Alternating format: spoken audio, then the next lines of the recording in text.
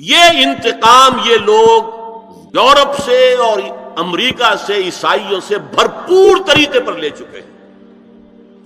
شرم اور حیا نام کی کوئی شے نہیں رہی، عصمت و عفت کا کوئی حساب نہیں، کوئی ذکر ہی نہیں۔ اور گواہیاں کیا ہیں؟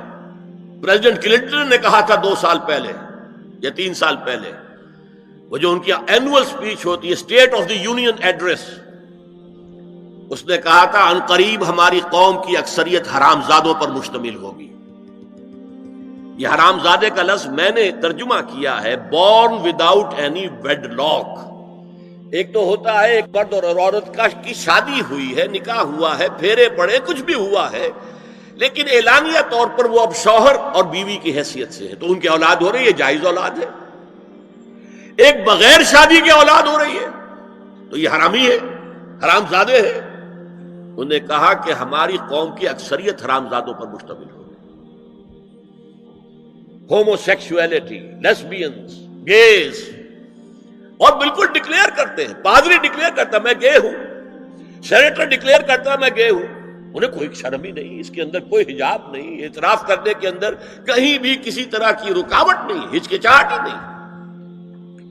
یہ جس کو کہا جائے گا پرمیسو ہیڈونزم، جنسی لذت ہر طریقے سے حاصل کی جا سکتی ہے۔ زنا بالرضا ہو تو کوئی جرم ہے ہی نہیں، ہاں زنا بالجبر ہو تو جرم ہے، بالرضا ہو کوئی جرم نہیں، جرم ہے ہی نہیں سرے سے۔ ساری اخلاقی اقدار کو اس طریقے سے انہوں نے ملیا میٹ کر دیا ہے۔ البتہ ابھی یہ تیسرا معاملہ کچھ عالم اسلام کی حد تک ابھی پورا ان کا پروگرام مکمل نہیں ہو سکا۔ ہمارے ہاں ابھی کچھ خاندانی نظام کی بنیادیں باقی ہیں، کچھ والدین کا ادب ہے، ان کی عزت ہے، ان کی خدمت کو انسان اپنے لیے سعادت سمجھتا ہے، کوئی بیوی اور شوہر کے درمیان محبت، الفت، باہمی اعتماد کی کچھ فضا ہے، خاندانی نظام ہے۔ اگرچہ تیزی سے بگڑ رہا ہے نظام ہمارا، اور ہمارا ایلیٹ طبقہ اوپر کا جو ہے وہ مغرب کے طرز پر جا چکا ہے، لیکن ہماری مڈل کلاسز میں، لوور کلاسز کے اندر ابھی کچھ اقدار ہیں شرم کی، حیا کی، عصمت کی، عفت کی۔ آپ پورا زوردار طریقے پر مہم چلا رہے ہیں کہ مسلمان ممالک سے بھی یہ ساری اقدار ختم کر دی جائے۔ چنانچہ نوٹ کیجئے، قرآن مجید میں 2 جگہ پر اللہ تعالیٰ نے اہل مکہ کو وارن کیا تھا۔ اولم یروا انا ناتی الارض ننقصها من اطرافها، کیا یہ قریش دیکھ نہیں رہے کہ ہم رفتہ رفتہ ان کی طرف بڑھ رہے ہیں، چاروں طرف سے ان کے گرد ہمارا گھیرا تنگ ہوتا جا رہا ہے، ان کے گرد جو قبائل آباد ہیں وہ ہمارے حلیف بنتے جا رہے ہیں۔ یہ سورہ رعد کی آیت ہے، اور اسی طرح سورہ انبیاء میں ہے، افلا یرون انا ناتی الارض ننقصها من اطرافها۔ تو اسلام گھیرا تنگ کر رہا تھا رفتہ رفتہ کفار مکہ کے گرد۔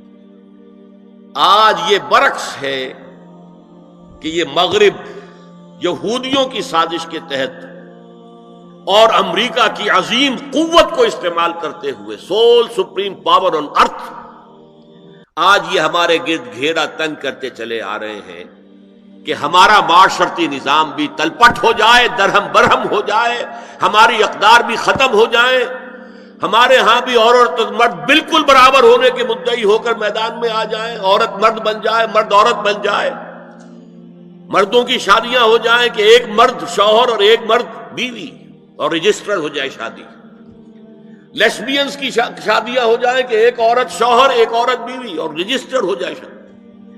یہ سارا کام ناتی الارض ننقصها من اطرافها، اس کی مثال کیا ہے کہ پہلے اس پروگرام کے تحت 1994 میں کانفرنس ہوئی قاہرہ میں، عرب ورلڈ کا وہ مرکز ہے، اس لیے کہ عربوں میں تعلیم کے اعتبار سے، ٹیکنالوجی کے اعتبار سے سب سے آگے مصری ہے، تو یہ چونکہ ان کا ثقافتی اعتبار سے امام ہے، وہاں جا کر انہوں نے ڈیرا لگایا اور ان افکار کی اور ان نظریات کا پرچار کا معاملہ کیا۔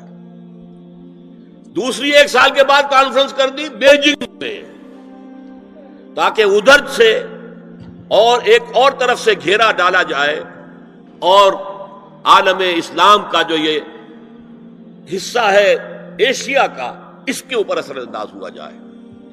اور اس کے بعد بیجنگ +5 کانفرنس ہوئی ہے، اور یہ ہوئی ہے United Nations assembly, United Nations organisation کی جنرل اسمبلی کے تحت، اور یہ ہوئی ہے جون سن 2000. اب اس میں جو بھی ایک پرچہ تیار کیا گیا تھا ایجنڈے کے طور پر، اس میں جو سفارشات تھی وہ میں آپ کو بتا رہا ہوں. امپیکٹ ایک رسالہ نکلتا ہے لندن سے، اس سے میں نے یہ چیزیں لی تھی، اور انگریزی ہی میں ہم نے ایک دفعہ بڑی تعداد میں اس کو شائع کر کے تقسیم بھی کیا تھا. لیکن اس وقت میں صرف آپ کو یہ بتا رہا ہوں کیا فیصلے تھے، کیا کرنا ہے. نام اس کا کیا تھا کانفرنس کا؟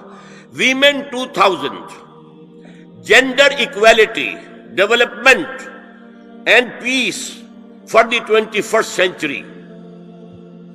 پریپریٹری ڈاکومنٹ میں نمبر 1 ہومو سیکسولیٹی کو نارمل سیکسول اورینٹیشن قرار دیا جائے. کوئی جرم نہیں ہے مرد مرد سے شہوت رانی کرے، عمل قوم لوط، یہ کوئی جرم نہیں، کوئی حرام نہیں، کوئی بری شے نہیں، نارمل اورینٹیشن ہے، یہ مزاج ہے. ایک شخص جو ہے عورت سے اپنی خواہش پوری کرنا چاہتا ہے، ایک مرد سے ہی کرنا چاہتا ہے، تمہیں کیا اعتراض ہے؟ ہومو سیکسول میرجز کو تسلیم کیا جائے، جو اب تسلیم ہو رہا ہے. یورپ کی کئی ریاستوں میں رجسٹریشن شروع ہو چکی ہے، امریکہ کی، یورپ میں تو پہلے سے ہے، اسکینڈینیوین ملکوں میں پہلے سے موجود ہے. نمبر 3 عورتیں گھر کا کام کاج کرنے سے انکار کر دیں یا اس پر ویج طلب کریں، مزدوری دو ہمیں، محنت دو تب ہم کام کریں گے. یہ چولہا جھونکنا، یہ روٹی پکانا، برتن دھونا، یہ اس کے لیے ہمیں اجرت چاہیے، لیبر چاہیے. نمبر 4 عورتیں حمل اور وضع حمل کی جو تکلیف برداشت کریں اس پر بھی شوہر سے اجرت لیں. نمبر 5 اگر کسی وقت کسی عورت کی طبیعت آمادہ نہ ہو ہم بستری کے لیے اور شوہر مجبور کرے تو اسے میریٹل ریپ قرار دیا جائے. یہ زنا بالجبر ہوگا جس کی سزا دی گئی. شوہر اور بیوی کا معاملہ ہے، وہ بیوی کی طبیعت کسی وجہ سے آمادہ نہیں ہے اور شوہر انسسٹ کر رہا ہے تو یہ میریٹل ریپ، شادی شدہ ریپ، شادی شدہ لوگوں کے مابین زنا بالجبر شمار ہوگا. نمبر 6 پروسٹیٹیوشن کو ایک باعزت پیشہ مانا جائے اور ان کو پروسٹیٹیوٹس نہ کہا جائے بلکہ سیکس ورکرز، سیکسول ورکرز. جیسے مرد ہے وہ اپنی جسمانی قوت استعمال کر رہا ہے، وہ اب چلا رہا ہے، کسی چلا رہا ہے، یا وہ کہیں اینٹیں ڈھو رہا ہے، یا کوئی اور دماغی صحت استعمال کر رہا ہے، ڈاکٹر بیٹھا ہے اس نے لکھ رہا ہے، فیس لے رہا ہے، عورت بھی اپنے جسم کے ایک عضو کو استعمال کر رہی ہے تو وہ سیکسول ورکر ہے اور وہ پیشہ ہے اور وہ باعزت ہے، اس پر قطعاً کوئی قدغن نہ ہو. 7 وراثت اور طلاق میں بالکل برابری، کوئی فرق نہیں. اب یہ خاص چیز تو معلوم ہوتا ہے کہ اسلام ہی کو ہدف بنا کر انہوں نے ایجنڈے میں شامل کیا ہے. اس کا نام ہے سوشل انجینئرنگ، معاشرتی تعمیر نو. پرانی تعمیر، وہ جو مولانا روم نے کہا تھا کہ اگر کوئی پرانی عمارت ہے نئی بنانی ہے تو پہلے گرانی پڑے گی. اولا تعمیر را ویرا کنن، تو پہلی تعمیر گرائیں گے تو دوسری بنے گی. لہذا یہ سارا سٹرکچر جو ہے سوشل، یہ ختم کر کے یہ نئی سوشل انجینئرنگ ہے جو ہمیں کرنی ہے، اور اس کا سب سے بڑا ٹارگٹ عالم اسلام. اب اس میں دوسری بات سنیے، یہ کام تو سن 2002 سے، بلکہ اس سے پہلے 94 میں، پھر 95 میں، پھر 2000 میں، یہ 3 کانفرنسیں ہوئی. ایک اب نیا آیا ہے شوشہ، اور وہ کیا ہے؟ رینڈ کارپوریشن ہے امریکہ کی ایک بہت بڑا تھنک ٹینک، سب سے بڑا، سب سے اونچا. اس کی سفارشات جو ہیں وہ محکمہ دفاع کو جاتی ہیں، خارجہ محکمے کو جاتی ہیں، اور ان تھنک ٹینکس کے مشوروں پر اور تجاویز پر لوگ عمل کرتے ہیں. حکومت جو ہے ان کو غور سے دیکھتی ہے، عمل کرتی ہے. اب انہوں نے مسلمانوں کا تجزیہ کیا ہے کہ مسلمان 4 قسم کے ہیں، سب ایک طرح کے نہیں ہیں۔ بہت غور سے سننے کی بات ہے، 80 صفحات کی رپورٹ ہے، جن حضرات کے پاس ہے انٹرنیٹ وغیرہ کا وہ نکال سکتے ہیں، پڑھیں پوری کی پوری۔ میں خلاصہ دے رہا ہوں۔ کہتے ہیں نمبر 1 ہے فنڈامنٹلسٹ، اور فنڈامنٹلسٹ وہ ہیں کہ جو اسلام کو صرف مذہب نہیں دین سمجھتے ہیں، جو یہ سمجھتے ہیں کہ اسلام صرف عقیدے، عبادات اور رسومات کا نام نہیں ہے، بلکہ اسلام ایک پولیٹیکو سوشو اکنامک سسٹم ہے، ایک نظام ہے، اجتماعی نظام ہے۔ کہا یہ ہمارے دشمن نمبر 1 ہے، انہیں ہم نے ہر قیمت پر ختم کرنا ہے۔ They are the biggest challenge to our civilization, our culture, our system. ہماری تہذیب ان کے سب سے بڑے دشمن کے۔ نمبر 2 ٹریڈیشنلسٹ ہے، روایت پسند۔ یہ ہمارے علماء جو قال اللہ و قال رسول میں ہے، فقہ حنفی پڑھ رہے ہیں، یا کوئی اہل حدیث ہے تو کچھ اور چیز پڑھ رہے ہیں وغیرہ وغیرہ، ان کا اصل جو مسئلہ مشغلہ ہے وہ دارالعلوم ہے، پڑھنا پڑھانا ہے، مساجد میں خطبہ دینا ہے، امامت کرانی ہے۔ اس سے آگے کا ان کے سامنے خود تو کوئی کانسیپٹ نہیں ہے، لہذا یہ ہمارے لیے خطرناک نہیں ہے۔ They are no challenge to us. لیکن اگر کبھی وہ فنڈامنٹلسٹ کے ساتھ مل گئے تو پھر بہت خطرناک ہے۔ کیوں؟ ان کے پاس عوام تک رسائی کا بہت بڑا ذریعہ ہے۔ ہر جمعے کو ایک اجتماع ہو رہا ہے، جلسہ ہو رہا ہے۔ چھوٹی سی جلسی کرنی ہو تو ہزاروں روپیہ خرچ کرنا پڑتا ہے، اشتہار ہے، پوسٹر ہے، فلاں ہے، چاہے وہ چھوٹی سی جلسی ہو۔ اور یہاں لوگ چلے آ رہے ہیں نہا دھو کر، کپڑے بدل کر، اچھے عطر بھی لگا کر آ رہے ہیں، کچے دھاگے سے بندھے ہوئے، تو ان کے پاس تو بڑا ذریعہ ہے۔ یہ اگر فنڈامنٹل کے ساتھ مل گئے تو بہت خطرناک ہے۔ لہذا ان کے لیے تو یہ ہے کہ اولاً تو ان کو ایک دوسرے سے دور رکھو، اور جو ٹریڈیشنلسٹ ہیں انہیں اپنے باہمی جو مسلکی اختلافات ہیں، فرقے وارانہ اختلافات ہیں، ان کے اندر بزی رکھو، شوشے چھوڑتے رہو تاکہ وہ اسی بحث کے اندر مناظرے بازی میں لگے رہے۔ تیسرے انہوں نے کہا ماڈرنسٹ ہے۔ یہ وہ لوگ ہیں کہ جو اسلام کی ایک تعبیر جدید کر رہے ہیں اور اسے ہماری تہذیب کے ساتھ ہم آہنگ، کمپیٹیبل بنا رہے ہیں۔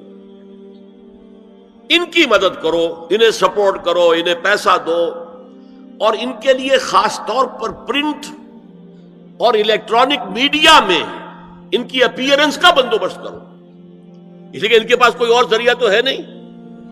ان میں سے کسی کو کوئی مسجد میں خطیب بنا کر تو نہیں کھڑا کرے گا، بلکہ داخل بھی نہ ہو سکے شاید وہاں، تو ان کے لیے ذریعہ چاہیے تاکہ عوام تک پہنچے۔ آج کا سب سے بڑا ذریعہ ٹیلی ویژن ہے، لاؤ انہیں اس پر، اور انگریزی پریس ہمارا خاص طور پر جو ہے ان کا اعلی کار ہے۔ ان کے لیے یہ ہے کہ ان کی مدد کرو، سپورٹ کرو، اور انہیں پرنٹ اور الیکٹرانک میڈیا کے اندر انہیں ایکسپوژر دو۔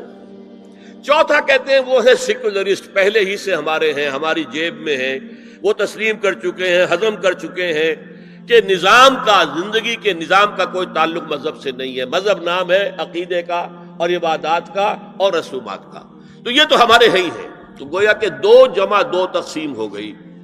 2 کو سپورٹ کرو، مدد دو، اور 2 کو سپریس کرو، اور ان دونوں کو ایک دوسرے سے دور رکھو، اور جو ٹریڈیشنلسٹ ہے، روایت پسند، انہیں ان کے اختلافات میں الجھائے رکھو۔ یہ ہے پالیسی جس کے تحت آج ایسی باتیں آپ کو اپنے الیکٹرانک میڈیا سے، ٹیلی ویژن سے سننے میں آ رہی ہیں، اور بڑے بڑے دانشور ہیں جو کہہ رہے ہیں شراب اسلام میں حرام نہیں ہے، شراب پی کر دھت ہو جانا، بالکل مدہوش ہو جانا حرام ہے۔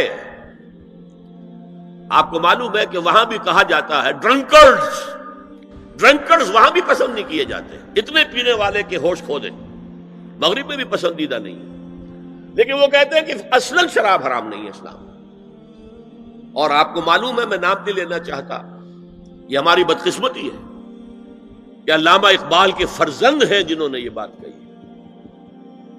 پھر انہیں کے ایک اور ہم نام ہے، انہوں نے شوشہ چھوڑا، اسلام میں پردہ وردہ نہیں ہے، قرآن میں پردہ نہیں ہے، یہ تو ایک وقت کی سوشل ضرورت تھی، ایک خاص وقت کی ضرورت تھی جس کے تحت کچھ احکام دیے گئے، ورنہ یہ کوئی مستقل احکام نہیں ہے۔ یہ ہے وہ صورتحال کہ جس کی بنا پر میں نے آج اس موضوع کو اپنے لیے اختیار کیا۔ اللہ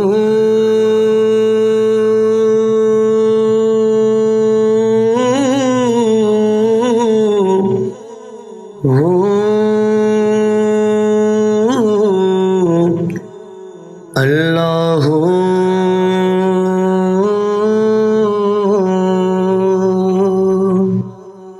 سجنا باجو ذات صفاتاں عشق دیاں